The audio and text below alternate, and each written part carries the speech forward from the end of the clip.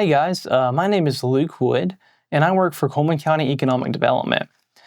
Tonight, we're going to be reading from the Flat Stanley series, and this one is Flat Stanley and the Very Big Cookie. Stanley Lambchop lived with his mother, his father, and his little brother, Arthur. Stanley was 4 feet tall, about a foot wide, and half an inch thick. He had been flat ever since a bulletin board fell on him. People in Stanley's town liked having a flat boy around, especially since Stanley was always willing to lend a hand, or even a whole arm. He helped the librarian reach books that slipped under the stacks. He helped the dentist smooth out the new wallpaper in his office.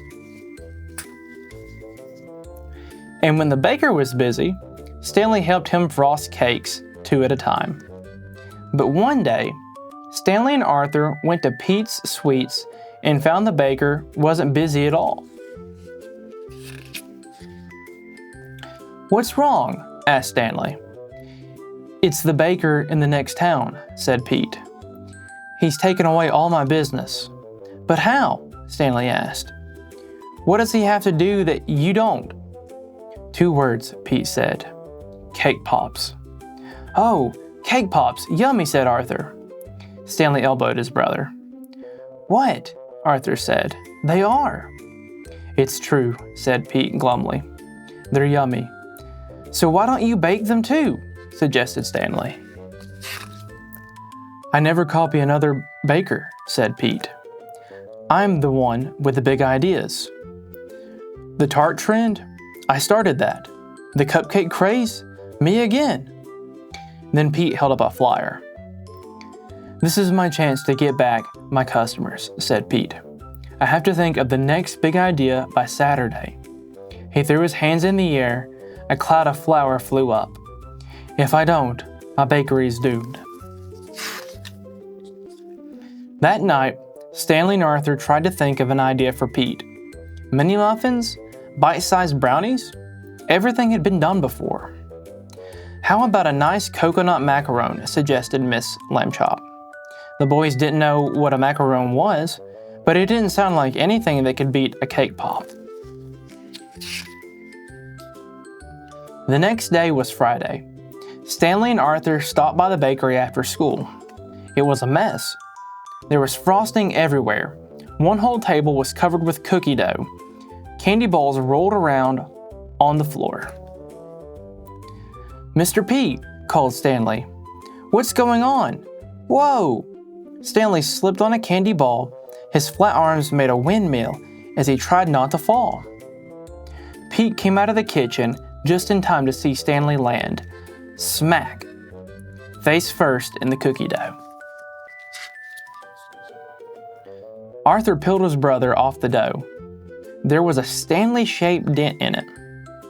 I'm sorry, Pete," said Stanley. But Pete was staring at the dent with a strange smile on his face. "The next big idea," he said. "It's big." Pete started racing around the bakery. The boys didn't know exactly what his plan was, but they pitched in. Stanley and Arthur helped mix a giant batch of cookie dough. They rolled it out on the table. Then Pete pulled up a chair. "Stanley, would you climb up here and fall in the dough again?" "Okay," said Stanley. "But does it have to be face first this time?" Pete grinned and shook his head. Stanley got up on the chair. He took a deep breath and fell backward. "Perfect," said Pete. "Arthur, pull away the extra dough." Pete and Arthur pulled and pulled. Then they helped Stanley stand up. On the table lay a gingerbread boy. It was 4 feet tall, about a foot wide, and half an inch thick. "Just like you," Arthur told Stanley, "only good looking." The cookie looked even better when it was baked and decorated. "Wow," said Stanley. "This might sound weird, but I want to take a bite of my head." "Not now," said Pete. "We have 3 dozen kid-sized cookies to make." The next morning was the food fair. The Lambchops walked down Main Street. "Look at that," said Mr. Lambchop. There was a huge crowd outside Pete's Sweets. They were waiting to buy kid-sized cookies. But there were 2 cookies that weren't for sale. "These are for you," said Pete. "Thanks for saving the day." "I always knew I had the sweetest boys in the world," said Mistress Lambchop. The boys groaned and took a bite. The end. Well, guys, that's all I have for you tonight. Thank you for joining me. All right, see you guys. Bye.